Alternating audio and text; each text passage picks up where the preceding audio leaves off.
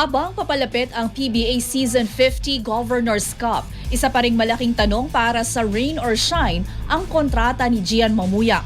Ayon kay Head Coach Yeng Giao, nakalatag na ang alok ng koponan at hinihintay na lamang ang desisyon ng kanilang kapitan. Ang ibang detalye alamin sa eksklusibong pag-abante ni Carlo Villaseñor.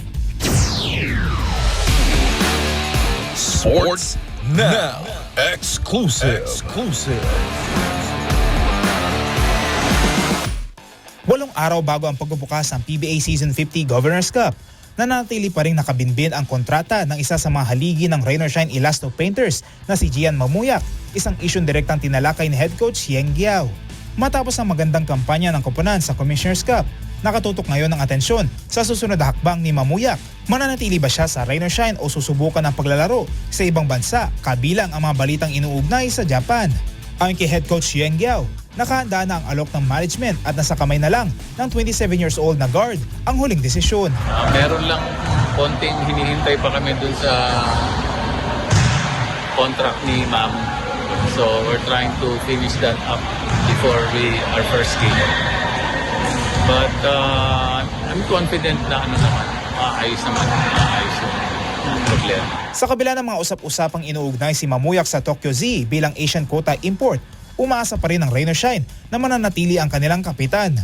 Sa ngayon, tuloy-tuloy naman ang pag-ensayo at paglalaro ni Mamuyak sa mga tune-up games bilang bahagi ng paghahanda ng koponan para sa paparating na conference. Siguro na lang, no? Yung final decision niya.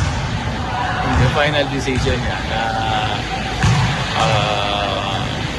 actually the offer is on the table. It's just up to him now to make that decision. Bagong panayam kay Yeng Giao, nagpakita rin si Mamuyak sa unang tune-up game ng Rain or Shine ngayong Huwebes kontra sa Converge Fiver Xers sa kabila ng patuloy na negosasyon sa kanilang kontrata. Samantala, kumpiyansa rin si Giao sa lagay ng kanilang roster, partikular na sa mga manlalarong galing sa injury at sa mga inaasahang magbabalik mula sa ibang bansa. Ayos naman, yung mga galing sa injury, makakahabol naman sa tingin namin. Si Felix, Kaylan is still abroad but he's coming back tomorrow. So, makalaro siya. Si Luis okay lang. Sa mga susunod na araw bago ang unang laro ng Rain or Shine, nakatuon ang atensyon ng fans at management sa magiging pasya ni Mamu. Kung mananatili ba siya ang haligi ng Elasto Painters o tatahak na ng bagong yugto sa kanyang karera sa ibang bansa. Ako si Carlo Villaseñor, Abante!